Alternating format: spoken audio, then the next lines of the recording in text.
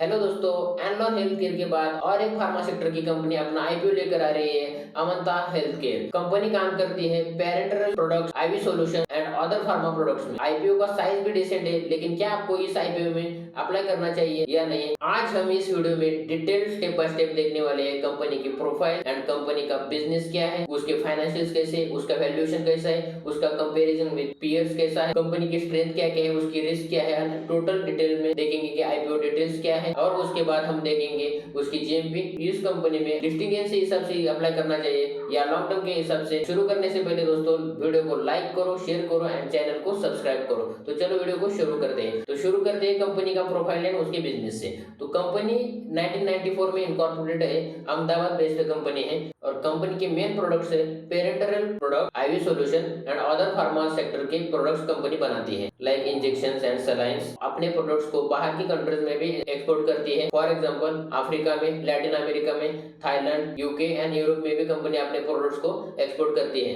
And company ने other companies के साथ अपने प्रोडक्ट कॉन्ट्रैक्ट्स भी किए हैं, मतलब अपने प्रोडक्शन में, रिसर्च एंड डेवलपमेंट में एंड प्रोडक्ट के मार्केटिंग में काम आते हैं। कंपनी नियरली 45 प्रोडक्ट्स प्रोडक्शन करती है और ये प्रोडक्ट्स 19 कंट्रीज में लिस्टेड है। और कंपनी के कॉम्पिटिटर्स में से एक है डेनिस केमिकल लैब। ये कंपनी एक लिस्टेड कंपनी है and other non listed companies में से एक Aculife health care and Eurolife health care है। ये जो हेल्थ केयर सेक्टर है ये competitive sector and price sensitive sector है। हम एसेट की बात करें तो कंपनी का एसेट 2023 से 25 तक ग्रो ही हुआ है, लेकिन लास्ट ईयर थोड़ा एसेट्स में डिप आया था, लेकिन 25 में वो बढ़कर अच्छा हुआ है। टोटल इनकम यानी रेवेन्यू कंपनी का 2023 से 25 तक बढ़ा है as compare to last year. इस साल का जो रेवेन्यू है थोड़ा कम है। कंपनी का प्रॉफिट आफ्टर टैक्स मतलब पैट हर साल बढ़ता ही आ रहा है। 2023 में कंपनी का प्रॉफिट था -2 करोड़, मतलब कंपनी लॉस में थी, लेकिन 2024 में बढ़ चुका है और 25 में ये प्रॉफिट आफ्टर टैक्स बढ़कर 10 करोड़ हुआ है।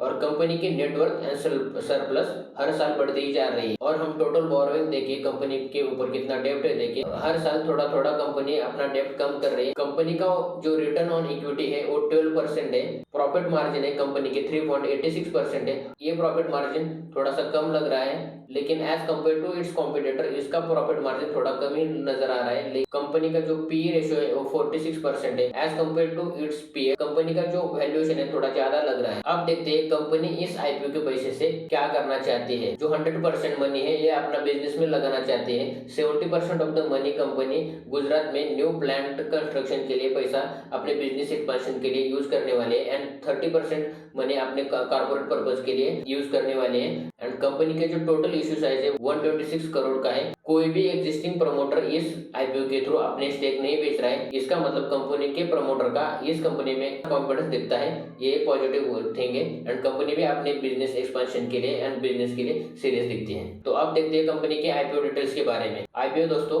1 सितंबर से 3 सितंबर तक ओपन रहने वाला है और फेस वैल्यू है कंपनी 10 रुपीज पर शेयर और प्राइस बैंड रहने वाला है 120 to 126 rupees per share and lot size रहने वाला है 119 शेयर्स का। एंड रिटेलर्स को इसमें 35% का कोटा रखा गया है और आपको एक लॉट खरीदने के लिए अराउंड 14,994 रुपीज लगेंगे। और आप देखते हैं दोस्तों कंपनी में आपको अप्लाई करना चाहिए या नहीं। तो हम ये देखेंगे जो कंपनी की स्ट्रेंथ क्या है और कंपनी की वीकनेसेस क्या है। तो पहले देखते हैं कि आपको कंपनी की स्ट्रेंथ क्या क्या लग रही है, जैसे कि हम कंपनी के बारे में और अच्छे से जानेंगे। शुरू करते हैं हम स्ट्रेंथ के हिसाब से। जो कंपनी का जो सेक्टर है ये तो एक ग्रोइंग सेक्टर है, हेल्थ केयर सेक्टर एक अच्छा सेक्टर है, रिसर्च एंड प्रूफ सेक्टर है। और सेकंड कंपनी की स्ट्रेंथ है कंपनी का जो मार्केट है इंडिया में भी है और कंपनी अपना प्रोडक्ट्स एक्सपोर्ट भी करती है, मतलब कंपनी का जो मार्केट है डाइवर्सिफाइड है। और कंपनी के अराउंड 45 प्रोडक्ट्स है और ये प्रोडक्ट्स एक डाइवर्सिफाइड प्रोडक्ट रेंज लग रही है, ये भी कंपनी की स्ट्रेंथ है। और कंपनी की सबसे इंपॉर्टेंट मुझे चीज ये लगी कि जो कंपनी ने लास्ट 3 ईयर से अपना डेब्ट कम करती आ रही है, मतलब कंपनी डेब्ट के बारे में थोड़ा सीरियस लग रही है,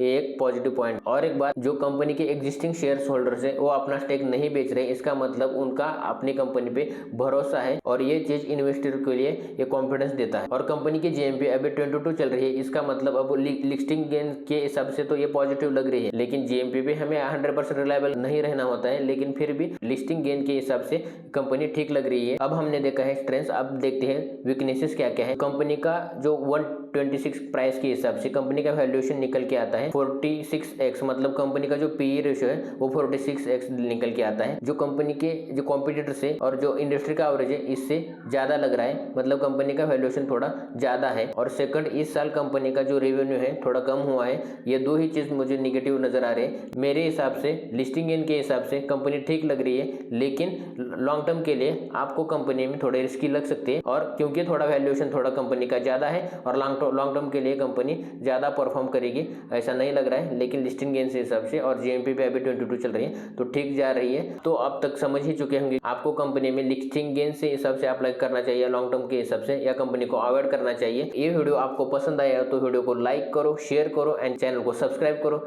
मिलते हैं अगले वीडियो में। जय हिंद।